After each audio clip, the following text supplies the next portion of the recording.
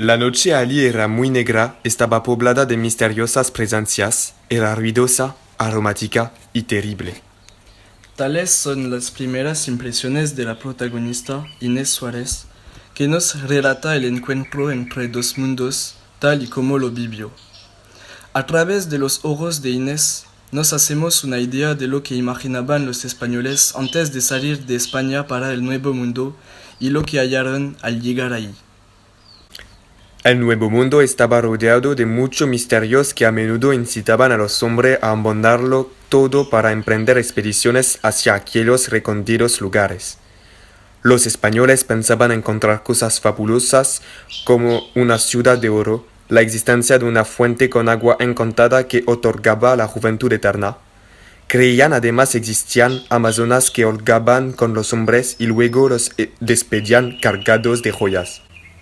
Estas leyendas se difundían por España a través de quienes regresaban del Nuevo Mundo trayendo para la corona parte del tesoro de Perú. Se habla de una habitación completamente llena de joyas, estatuas y vasos en oro.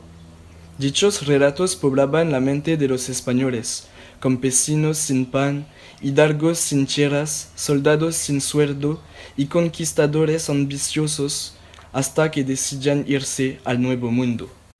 Sin embargo, existía un desfase importante entre los estereotipos y la realidad.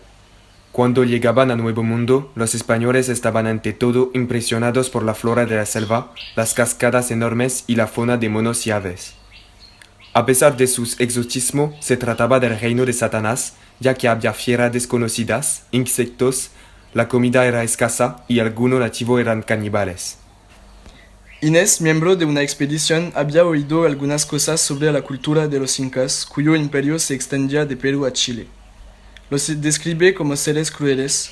Después de una batalla, por ejemplo, aplicaban a sus enemigos los peores suplicios, torturándolos y degollándolos. Practicaban también la sodomía, y las madres rompían la virginidad de sus niñas, cosas que eran impensables para los españoles. Más allá de esta descripción peyorativa, es importante mostrar que el pueblo inca no se reducía a esas prácticas intolerables para los españoles. Desde el punto de vista de los incas, los españoles eran más crueles. En efecto, los conquistadores utilizaban a los indios como esclavos en las minas o para cultivar la tierra. Cuando Inés describe la ciudad de Cusco, podemos imaginar todo el esplendor de aquella cultura. Las murallas zigzaguentes, los templos, las calles construidas como monumentales bloques de piedra talladas.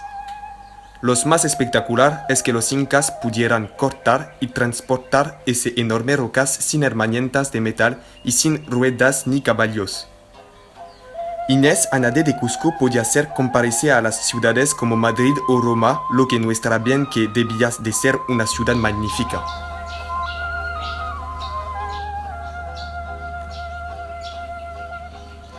Además, las civilizaciones precolombinas dominaban la medicina y utilizaban plantas como método curativo.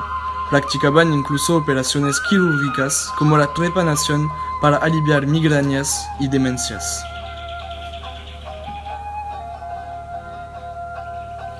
Así podemos decir que el desprecio de los españoles solo debían de lo que tenían una cultura diferente de la suya, aunque esta no tuviera nada a envidiar a las culturas del viejo mundo, por ejemplo.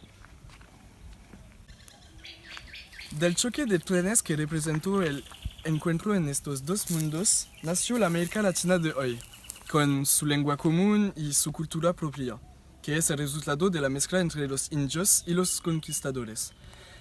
Además, el Nuevo Mundo y sus leyendas siguen alimentando las fantasías de hoy.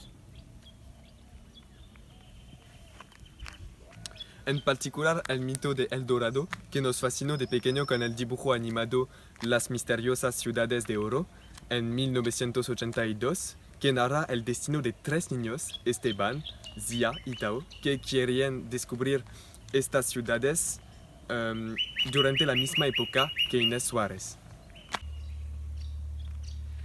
Pero entre las referencias más importantes sobre aquella época figura la extraordinaria controversia de Valladolid de Jean-Claude Carrière. Así, el encuentro de estos dos mundos. Es una fuente de inspiración incomparable. Gracias por su tiempo.